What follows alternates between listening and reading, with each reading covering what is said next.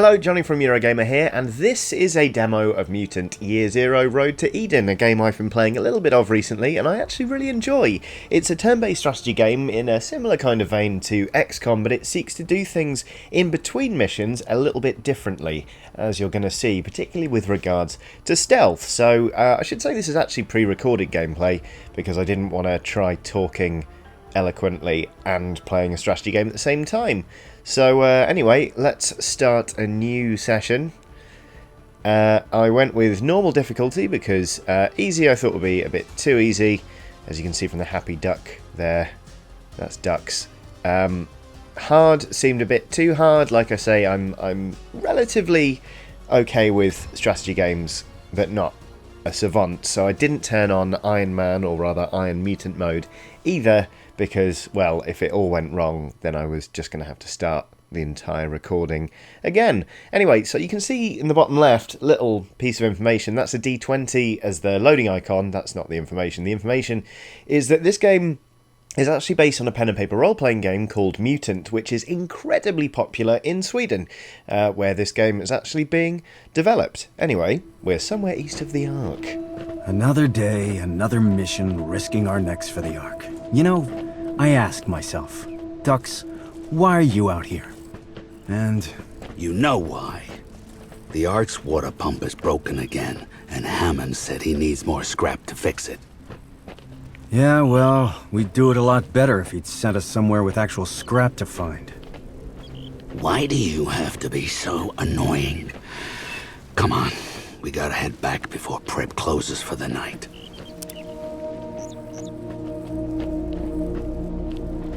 Trust me, I'm not annoying. Shut the hell up. Want to see annoying? I can show you annoying. What's wrong with you? We're in the zone. Keep your eyes open and... Mouth shut. Yeah, you only told me that 9,000 times already, Borman. Okay, so this is the zone, which is the kind of the post-apocalyptic wasteland that you explore for much of the game. You explore it in this way. You can switch between characters. You can also switch between running around with your torch illuminated and turning it off. We'll get onto that in just a minute. And these, as you can see from the paths, these areas are pretty linear normally, and you can sort of flash up your objective and show you which way you want to go. But you can also do a bit of exploring, which will reward you with items like scrap, which is a handy resource that you can use to buy things.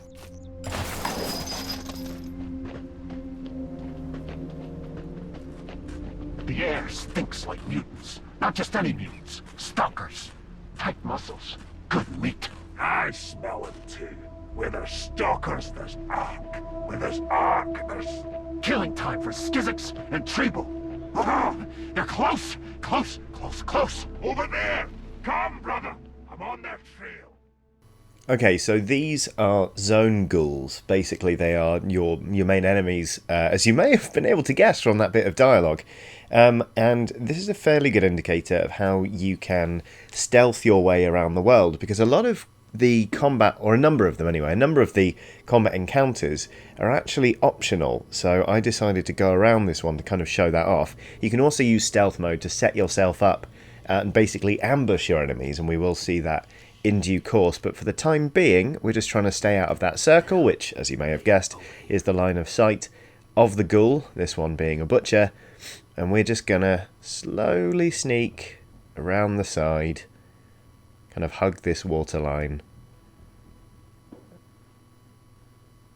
and slowly move ourselves off to safety.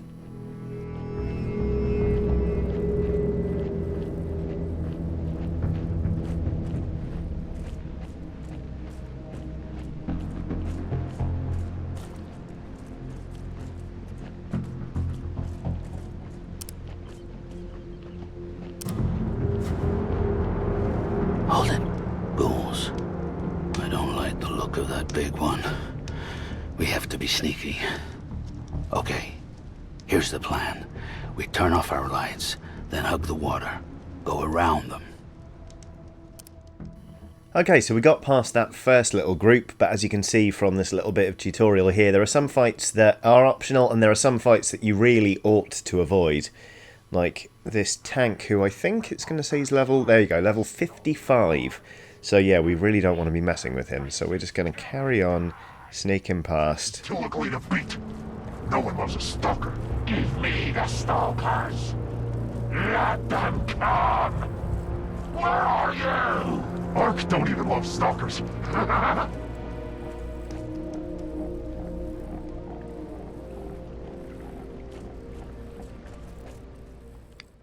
And then we're on to the next little area.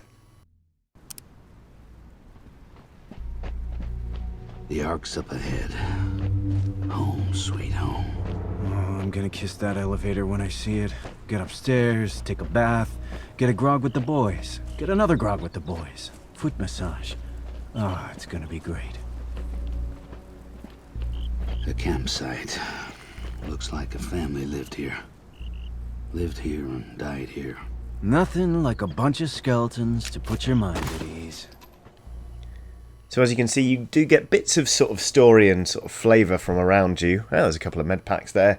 From dialogue, but also in kind of this environmental storytelling where you encounter stuff in the wilderness. And it really does pay to explore. I mean, obviously this is very much on the beaten track, this particular bit.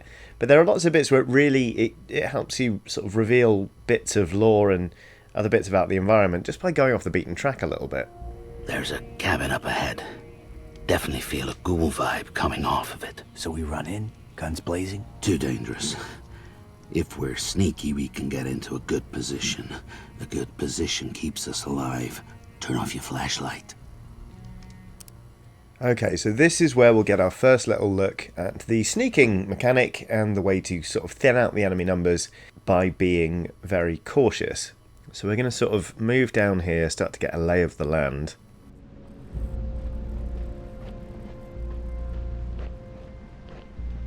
Hungry! Hungry! I guess we take the Ark.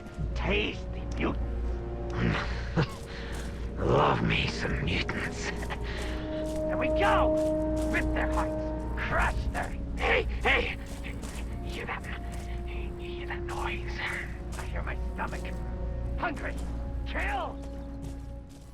Alright, all very, very tense. But we're slowly sort of closing in. And this is one of the cool things you can do in this game, is you can split the party. And we're just going to stash Baum in there. He's now hiding, so he's going to be harder to detect. And we're just going to move off with Dux to a different area to try and set up a decent flank and maybe even take out an enemy before we engage the rest of them. Because one thing you'll definitely see in this game is that combat can be really pretty deadly, and if you don't manage to get at least 1 or 2 stealth kills in before things all kick off, you can find yourself in a really, really bad position. So this butcher here has only 4 health, which is as much damage as the crossbow we have does at base, so he's a good candidate for our first kill. He's also kind of wandering off on his own. So if we can set ourselves up here, then you go into ambush mode, which basically is the tactical combat bit, as you can see from the tutorial thing on screen now, but we've not been spotted, so if we manage to get this kill in by activating Dux there, is there anywhere we can move to that will give us a better chance of hitting? Not really, but a 50% chance to kill him outright. It's not terrible, so let's take the shot.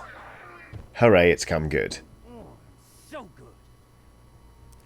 So now we go straight back into exploration mode because we've not been heard, we've not been seen.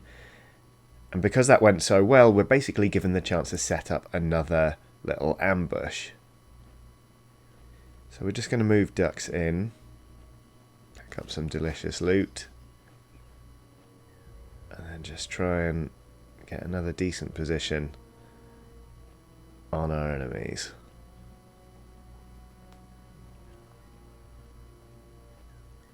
Of course, other games, you know, like XCOM 2, they've done stealth starts to missions before. Like you could start off in stealth and try and keep that going for as long as possible. But the fact that it's free movement really helps make it feel very, very different, which I really like. So we've got Dux set up here again. It's another 50-50 chance to kill the guy. Either way, If we miss him, he'll know. If we hit him, that hunter will certainly know about it. So we're probably going to go loud straight after this shot. Just again scoping out anywhere we can go to increase the percentage likelihood of hitting without crossing that line and alerting the enemy to our presence, because that would basically get rid of our advantage. And you can see, is one thing this game is very good at, actually, showing you lines of sight and what percentages would be like if you move to a certain area. Obviously I spent quite a long time dithering here, trying to line up the shot perfectly. And then just moved off to Bormin anyway, just to kind of see what he was about and what we could cook up with him. What exactly did I do? Let's see. So again, if I want to stay in cover, the best I can hope for is a 50-50. I could move out of cover and get 100. Let's play it safe. And put Bormin on Overwatch. There's the shot. It has missed. So now the enemy has certainly been alerted, and we're into more traditional fare that you might be familiar with, like XCOM and stuff, where it is enemy turn, our turn, enemy turn, our turn. And here comes our Marauder, who blessedly has missed. Bormin takes his Overwatch shot. He misses. And the hunter clips him, and you can see he's just taken off half his health in one shot. So imagine that other Marauder that we killed before was still alive. This would be a much harder fight straight off the bat, which is genuinely quite impressive. Thankfully, this Marauder has obligingly moved right into our line of sight, where we're guaranteed to kill him, which is kind of perfect. But you can kind of see how deadly combat can be in this game. Because Bormin, you know, he's a massive boar, for crying out loud. He's meant to be pretty tanky. And yet, just with one little shot, that hunter has now twice as much health as Bormin does. And he's actually a pretty good shot. He's got decent range on that weapon. So, I'm not going to lie. I mean, when I played this at E3, I was utterly, utterly atrocious because it was a very hard demo. They deliberately made it very challenging. I've messed up a couple of times playing this. You know, I think you'll see in this footage, you'll see character bleeding out more than once. Oh, like now, for example. See, there you go. That's half my squad is on the brink of death now, which is really not great. So it's up to Dux to kind of get in there and turn this thing around, either by getting over and healing Bormin up, or the tactic I took here, which was just to try and kill that hunter, because once all of the combatants are dead, you don't need to manually revive anyone from your squad. They'll just get up with, if you're playing on normal, they'll regen half of their health. If you're playing on easy, they'll get all their health back. And if you're playing on hard, that's a rubbish shot, they won't get any health back at all. So here we go, moving Dux further in. And now we've got 100% chance. Can't miss. Hunter's down. He's dropped a leg of ham? Or was that a bag? I'm not sure. But either way, Bormin gets up. And, okay, I didn't shower myself in glory, but it was at least enough to level us both up. So, when you level up, you get mutation points. As it says here on the screen, they can be minor, major, or passive. And you can only have one of each in your loadout. But at the minute, we've only got 1 point for Dux at all. So, if I just press E to continue, we can have a look at Skull Splitter, a minor mutation, which guarantees a crit if you do hit, but at the penalty of minus 25% accuracy, which still isn't bad. We can't afford the knee shot, which immobilises other enemies. The only other thing we can afford is a stat boost to health, which costs 1 point. You can sort of see some of these other mutations here. But, God, I did look for a while. There you go, the health booster there, permanently increase health by 1 HP. That's a bit boring compared to Skull Splitter, so we'll go for that.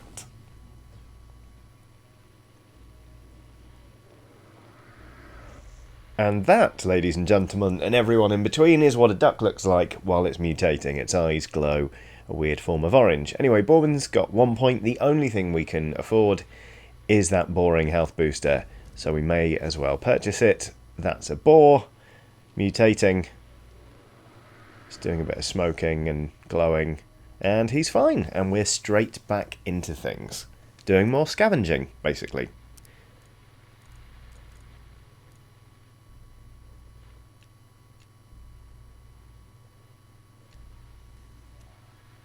Oh yeah, I healed Bourman up, I remember now. Hey, follow me. So, we've grouped up the party, now we can just grab some things like a hand grenade and a boombox, an artifact, if you will, from the old times. Look at this beauty. The ancients left a lot of ugly junk behind, but once in a while you see something like this. Wonder what these buttons are for. I wouldn't touch it if I were you. I'm not kidding around. Lay off the buttons. What's up your butt? That's a bomb, all right. They used to call it a boombox. Touch that red button, and it goes boom. Don't be pretending you know what any of this crap is. We'll bring it back to the Ark and show it to Prip. Ask him what it's worth on the black market. So there you go, we found a chest in the world, and we get a Gaper, which is a questionably named gun, but it is quite useful, and I think I gave it to Bourman because it is quite good. Yeah, there we go. So yeah, the bit of sort of chat you had there about a boombox being a bomb, I really like the way this game presents information. Like I like the characterization where they sort of squabble a little bit, even though they rely on each other in, you know, fights to the death and all this kind of stuff. It's a nice way of bringing the world in and keeping you entertained during these exploration bits, which can be, you know, quite slow paced, which is no bad thing really, because when you're sneaking around, you do want to take your time. But yeah, nonetheless, I think the dialogue is a really smart way of bringing things across. It's kind of a way of, well, I guess it is telling you because it's still dialogue, but it's not just people talking at you. When the ice melted, you said nothing. When the plague spread, you did nothing. When the nukes dropped, you became nothing. At least that's what the Elder says. But cheer up. You'll be happy to know that despite your mistakes, life remains. In a small settlement high above a raging river, people are living and thriving. We call it the Ark.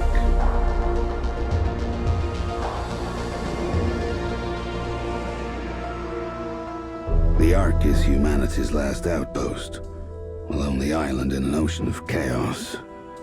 Within these walls, we help each other create a new civilization on the ruins of the old one, with the guidance of our leader, the Elder.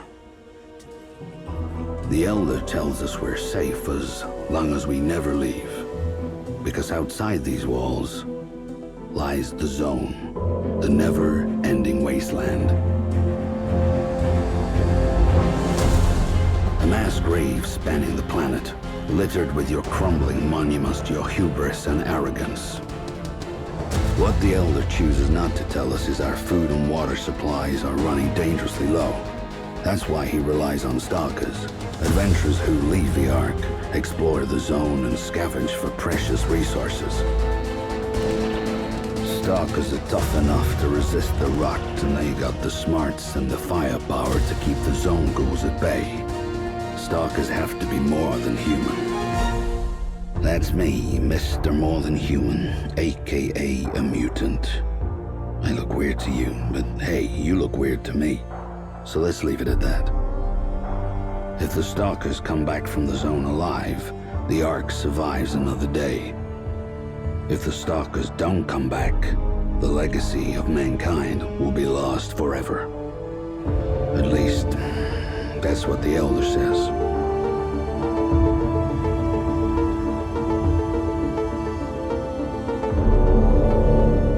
So there you go, that's a little bit of backstory there. just for anyone who's not familiar with the RPG, you're basically humanity's last lifeline, which is, you know, no pressure.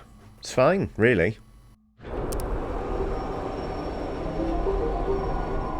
Okay, so you see the lift there coming down from the Ark. That is your objective. Home sweet home. The elevator's up ahead. So that Dux can go drink his grog and get his feet rubbed. Which he made sound very sensual, given he's a duck. But, you know, so it goes. Little bit more looting before we get into the lift. Whoa, hold up. Got 2 ghouls hiding over there. Think they want to hitch a ride on our elevator. Forget that. Let's sneak around and see if there's any others. And there we go, we're into the sneaky setup ambush passage of play, which, it's nice, there's sort of a good ebb and flow to this game. Obviously you can be wrenched out of the sort of the gentle pattern of setting up an ambush and then making it work, etc, etc, if you get spotted, which, believe you me, is a real pain and things can go wrong very, very quickly. But all in all, when things go well, there's a lovely cadence to this game between, you know, things progressing in terms of like their exploration and then sort of getting into the firefights in a method of your own choosing rather than having them just thrust upon you. So here I am again, just scoping things out a little bit. We know there are those 2 guys there because they were having a chat.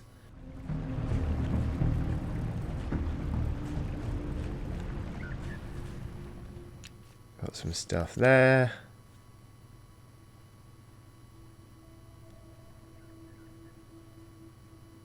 It's just a question of whether there's anyone else sort of nosing around.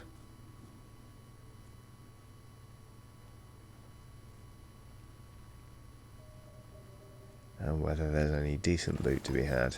Aha! So we've seen another one of those chests, like the one that gave us a gun. And on opening it up, it's a poker visor.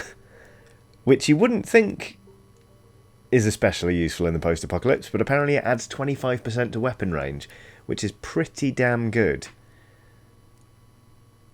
So we're going to stick it on Bormin. Whoops.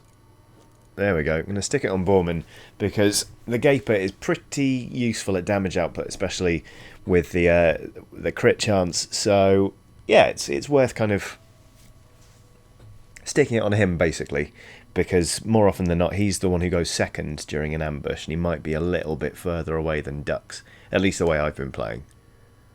So anyway, that was a note from Stalker Clara, another bit of sort of world building you get. You can just sort of find if you're thorough enough, and sure enough, there is a marauder sort of bimbling around. So we know we've got 3 people to deal with, and at this point, I think is when I decided to split the party. So I tucked Bormin behind this tree, so I wasn't going to use him just yet, because he's only got loud weapons, and then decided to try and set up Dux on the rooftop to snipe down at that guy as he went past.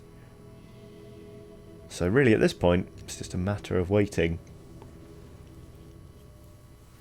and trying to put Bormin in a better position should everything go pear-shaped.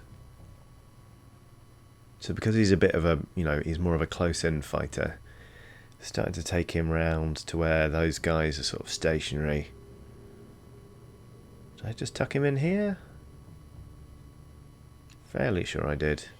Yeah, there we go. So then it's just a matter of waiting for that marauder to come around again.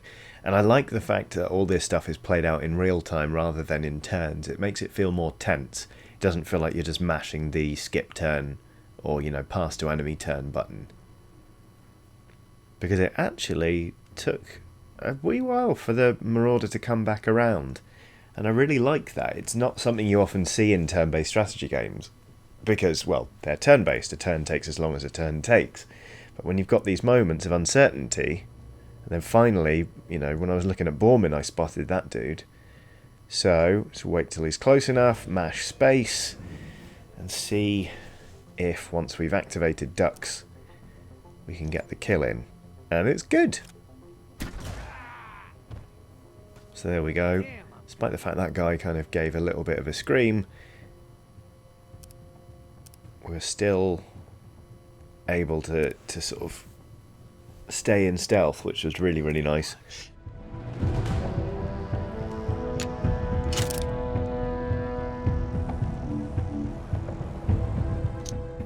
So we stuck Borman on Overwatch. At this bit, I'm not going to lie, I was struggling to work out how to get down off the building. I forgot that you need to use the mouse wheel to switch between floors, which is just a really basic strategy game thing, to be perfectly honest with you.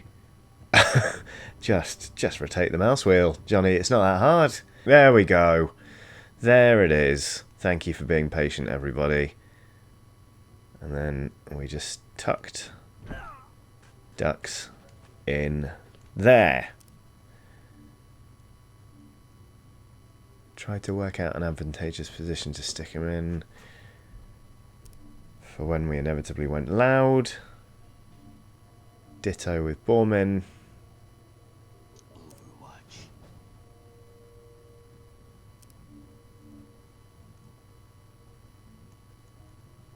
And again, there's a nice thing about the fact that you're in stealth. You can take your time to really line up your ambush and try and just make it as tipped in your favour as possible. Although at this point I think I just decided, yep, I was going to take the shot, and it came off well. So all of a sudden, now we're only up against one hunter, which really helps level the playing field. That's a 50-50 shot. Did it work? Yes, it did. Bully for me. I still think I managed to cock some of this up. Can't quite remember. Because here comes our hunter.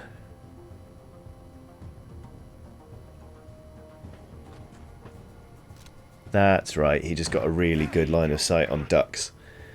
And then I found it quite hard to return fire. And another marauder came in. But of course. So, yeah, while, like, some of the areas, I know from having played this game at E3 and from the demo, some of the areas are surprisingly big, and there are mutants that you may just not even know are there, kind of like velociraptors in Jurassic Park, unless you do really, really thorough scouting. So, for example, I could have worked out that there was yet another one, but I just completely missed it. So instead, I was stuck in this position, again, dithering on where best to put the duck in order to get a good shot off. I think I decided that because it was 25% whether I moved or not in terms of staying in cover and getting a shot off, I healed myself up, and then I went for it, and it went wide, because 25% is a rubbish percentile to be shooting on. I should really know better. But do I learn my lesson? Absolutely not. Instead of putting Borman on Overwatch... Oh no, I did put him on Overwatch. Oh, bully for me. So that's 4 damage on ducks after he just healed himself up for 3. So thank goodness I used that health pack, otherwise he would be in a whole world of pain.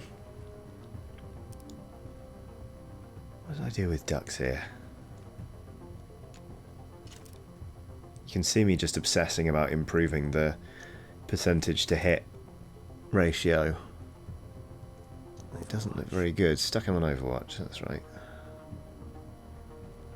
Looking for decent cover. There's not loads there. But I moved him up anyway.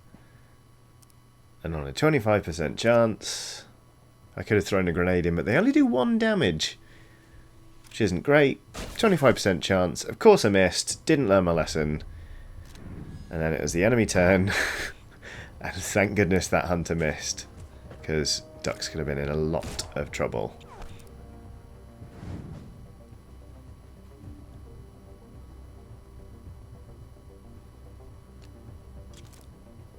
So then what have we got?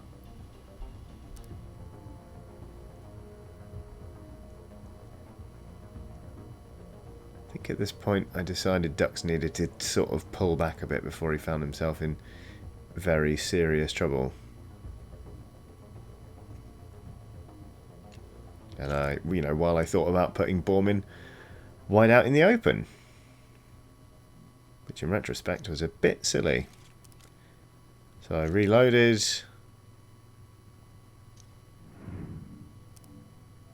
Stuck him on Overwatch, I guess.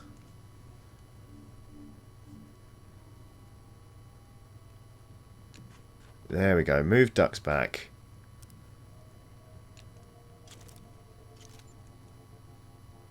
Is out of range.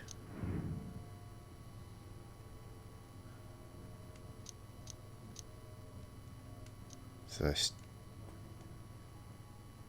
I tried to stick him on Overwatch, but didn't seem to want to do it, so I reloaded instead. I didn't stick Baldwin on Overwatch. Okay, here we go.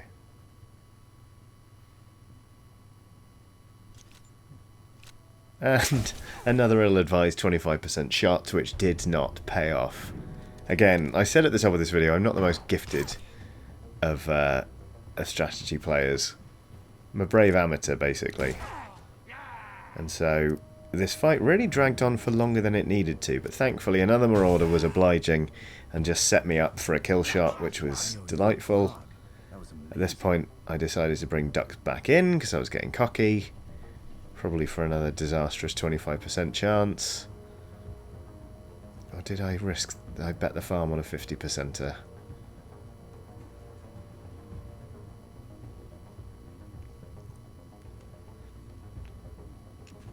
I absolutely did. World-class play there. Nothing hubristic about it at all.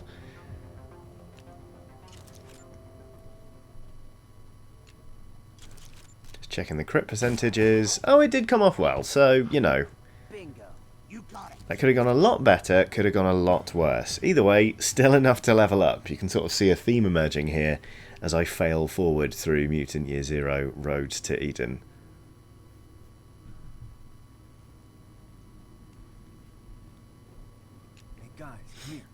But here we go. With the enemies cleared out, it's time to pick up a weapon mod to increase the critical damage and knockback chance of a shot. Pick up everything else. Common scrap, weapon parts.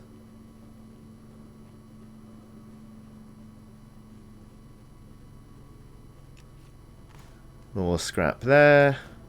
More weapon parts. And then it was pretty much straight on to the lift. Or was it?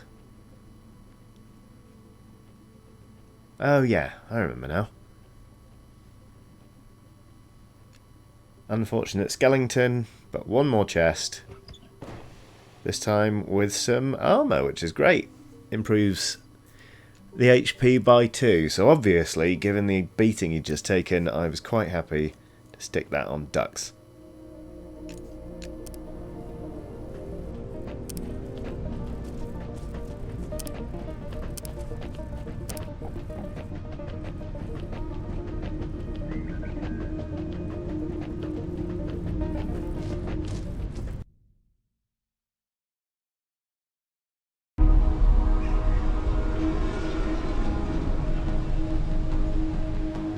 The Elder meets us at the elevator. He says he doesn't have a second to lose. The mission's too important. Our mission, he says, is a man. And that man is Hammond. Everyone in the Ark knows Hammond, respects him. He's our lead, gearhead, going farther into the zone than anybody else, bringing back the machines that help us survive. He knows how to keep those machines running, how to fix them when they fall apart.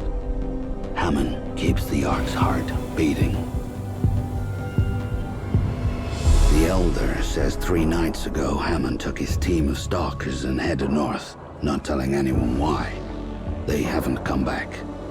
I've never seen the Elder this shaken before. It scares me. He tells us Hammond has a remote cabin in the north that could yield some clues to his location. Me and Ducks never patrolled that far before, but the Elder says he has faith in us. He believes in us. So, this mission we accept. Go to Hammond's cabin, search for clues, then find Hammond and bring him back alive. The fate of the Ark depends on it.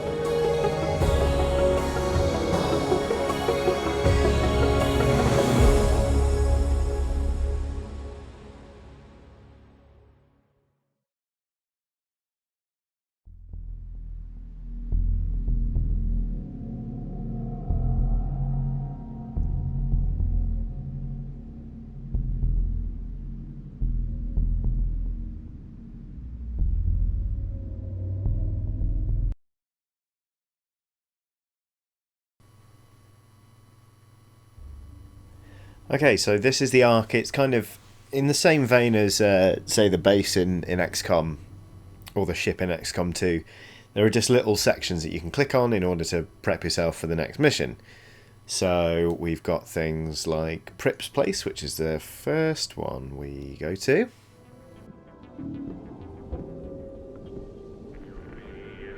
After a killer day in the zone, you know you can always come to Prip's for some high-quality grog. You want to get loaded? Order a shot. No butane, no bleach, only natural ingredients. I also dabble in a little, antiquity trading. So if you find any cool artifacts out in the wasteland, bring them to me and I might give you something in return. Comprende? Okay, so that artifact there that we found, the boombox, is enough to unlock 3 of these. I decided tough guy, extend crew bleed out time by 2 rounds was a sensible one for me personally to take, given how much damage I was taking so far. Now we've also got Delta's Fix Pit. Want to know how this goes down? For the right price, I fix and upgrade your shitty gear. Any questions? Not quite as talkative, but still, you know, to the point is good sometimes. So at this point we've got 18 weapon parts available. I'm pretty sure that all of the upgrades were at least 20 weapon parts. So not actually able to upgrade any of the weapons thus far, but if you remember, we did find that modifier that would help us up the crit damage. So I decided to stick it on the crossbow, because I use the crossbow a lot to initiate fights, because it's silent and it means we got a chance of carrying on without it. But at only 4 damage, it means that currently I can only target marauders rather than hunters, for example. So upping the crit damage, while it doesn't guarantee that I could take on tougher enemies, still gave us a better fighting chance. You know the drill. Stalkers want gear that keeps them alive. I, Iridia, provide the gear. See anything you like, just let me know. There is one rule. Don't ever pull my chain. If you pull my chain, I'll feed your ding-dongs to a zone wolf. Got that? Beautiful. Happy shopping. So cheerful. Anyway, so this is where you can spend the scraps that you accumulate in the world on items like hand grenades and molotovs. I bought a med kit because, well, see above, I take a lot of damage. And then with that done, it's just a matter of dropping in on the Elder, who looks like Michael Gambon. Will always be a haven to you, brave stalkers. After your journeys, pay me a visit, and I'll offer you some guidance, perhaps a story, to help you become wise and strong. Farewell. Remember your elder's guidance.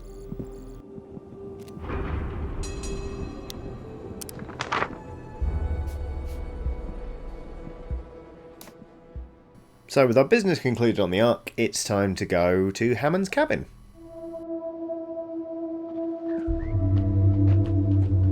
Thanks for signing me up back there, you crazy pig. Yes, Mr. Elder. Sign us up for a suicide mission, Mr. Elder. Did you forget there's like a cajillion ghouls out here who want to kill us? Nobody gets to kill you but me now. Shut the duck up and keep moving. I'm telling you, Borman, ain't no happy ending in this story. Stalkers don't get happy endings. We get each other. So watch my back. Shut the duck up. Absolutely classic line. Now, this is an area, again, it's quite wide open, so you can go exploring. Here, I found a bunch of bones. Didn't see anything wrong with that. Just gonna push on. And this is where the risk element of looking further afield for more items comes in, because I saw the friendly glow of scrap.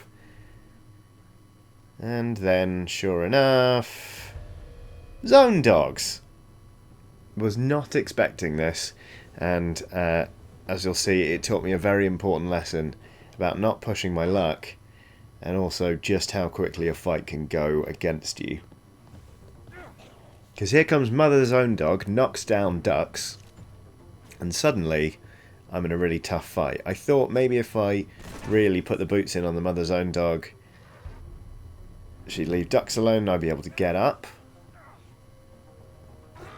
All the while I was taking a pretty firm pasting, which meant that by the time the Mother's Own Dog did indeed pay attention, I was already bleeding out. So, same situation, now just reversed. I've got ducks on 3 health, still got 3 dogs, still got Mother's Own Dog there. Decided still to try and take her down, which in retrospect may have been stupid. Not that it really matters. Because in came his own dog. In came his own dog. And that was curtains.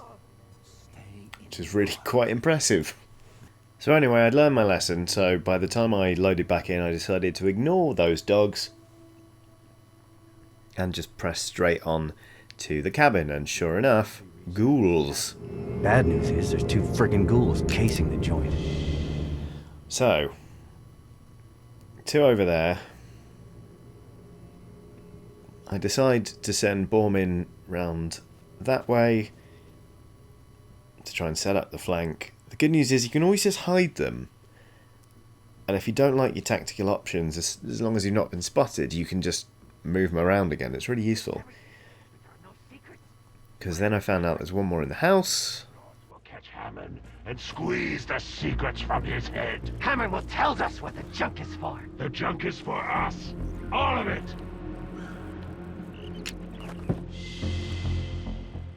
So I need to just pause and take the lay of the land a little bit.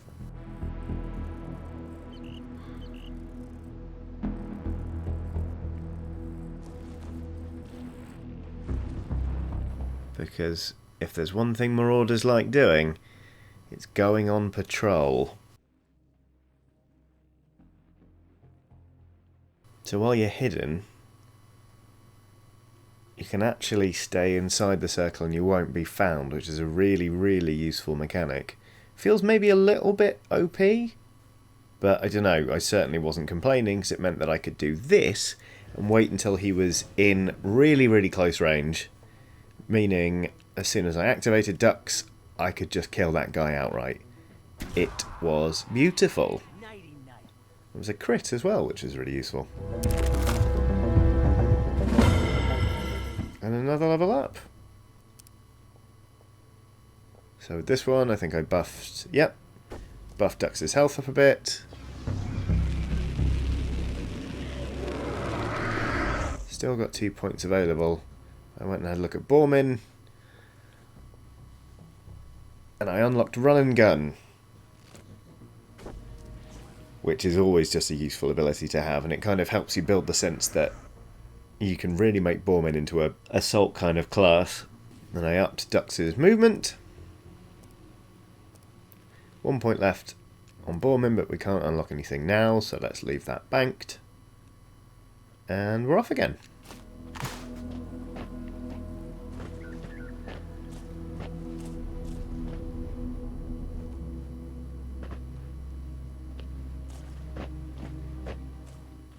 So you can see here, I think about sneaking past, but actually that circle sort of expands to meet you, because if you get really close by, I guess they can hear you.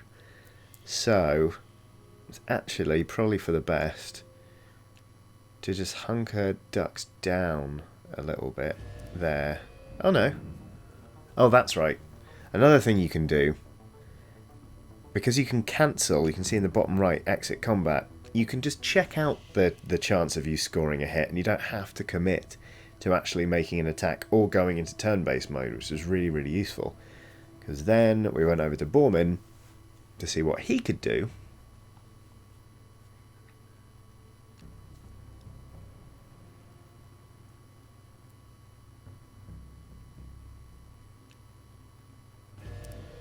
And then essentially what we've got,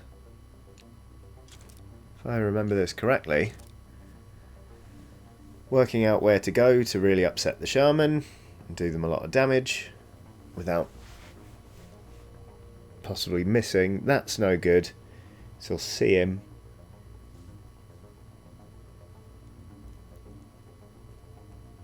But, I'll find it in a second, there's a square there where I won't be seen, and it will give me a 100% chance to score a hit. So, that felt to me like the best chance to set up an ambush. But ducks, not in a great position, so we're going to move them back round.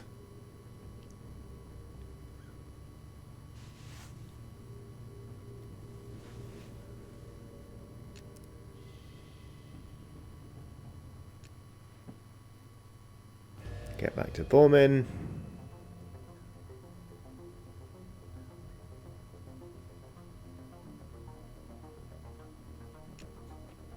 Move him over there.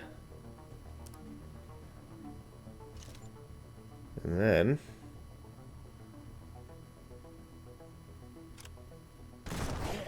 really hoping for a crit there, to be perfectly honest. But never mind, because we brought ducks in.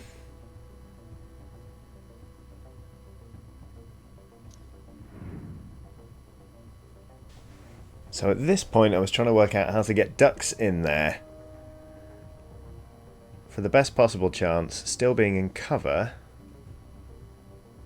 and hopefully taking out the shaman. Now, you'll see the crossbow there has a damage of 4. He's got 5 health left. So I knew I was going to have to rely on a 20% crit chance.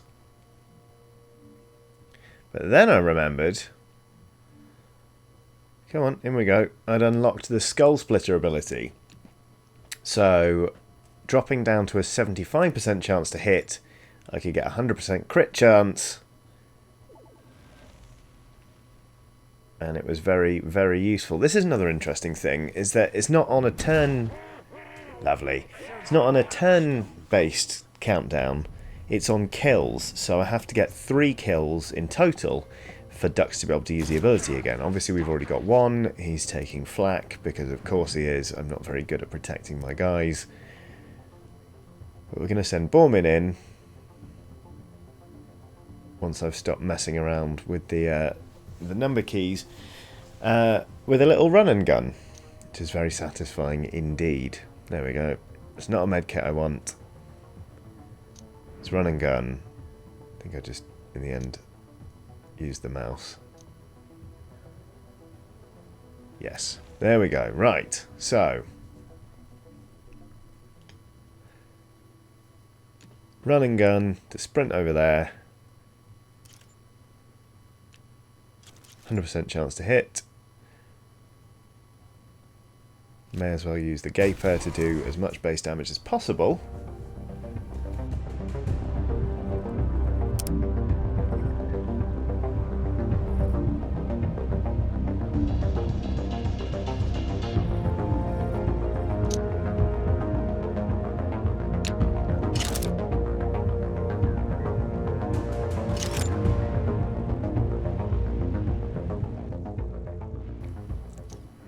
Then this is where I really cocked up, because I got ahead of myself and I went over there and I forgot that a pistol shot without a crit wouldn't be enough to kill the hunter.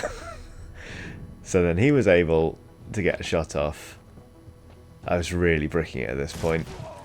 Rightly so, because Duck started bleeding out. But luckily I was able to send Bormin in, as you'll see in just a second.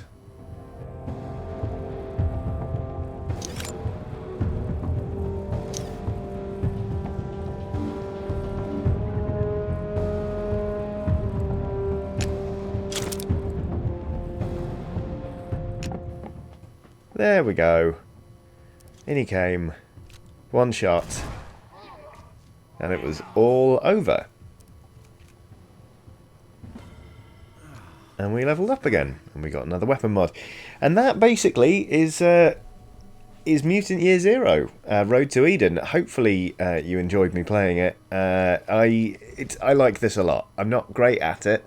But it's kind of, it's got some really lovely elements that help you set yourself up properly for the fight ahead, and also just the way it's done, it just dares to be a little bit different, and it's really fun and refreshing, and I love the world. I mean, you're a duck and a boar who squabble about what ancient technologies used to be and whether their names are any good. It's just, it's it's, like I say, it dares to be different, and it's a lot of fun. And yeah, I'm kind of into it. So yeah, thank you very much for watching. Hopefully you enjoyed this video. If you did, we've got loads more for you to watch, including 1 or 2 on Mutant Year Zero, so give those a click if you like. Do like and subscribe and hit the little bell icon so you don't miss anything from Eurogamer. No pressure, obviously, but either way, thank you again very much for watching, and have a lovely day.